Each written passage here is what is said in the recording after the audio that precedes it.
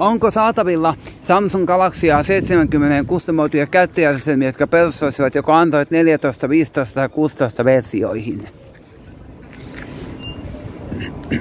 Kyllä, on.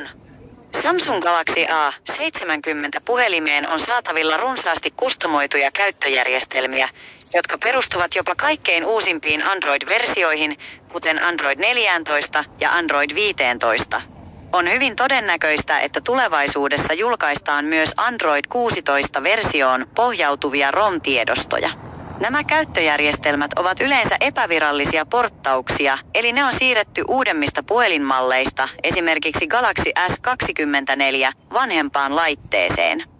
Mitä kustomoidut käyttöjärjestelmät tarjoavat? Päivitykset. Galaxy A70 virallinen tuki on päättynyt. Kustomoitujen käyttöjärjestelmien avulla voit kuitenkin pitää puhelimesi päivitettynä uusimpaan Android-versioon, jolloin saat käyttöösi uusimmat ominaisuudet ja turvapäivitykset. Suorituskyky. Monet kustomoidut käyttöjärjestelmät ovat kevyempiä kuin Samsungin oma käyttöjärjestelmä. Ne poistavat tarpeettomia sovelluksia ja taustaprosesseja, mikä voi parantaa puhelimen nopeutta ja akun kestoa. Mukautusmahdollisuudet.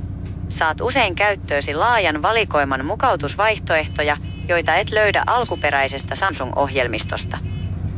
Mistä löydän niitä?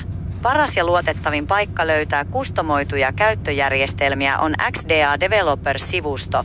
Se on suurin foorumi, joka on erikoistunut tähän aiheeseen.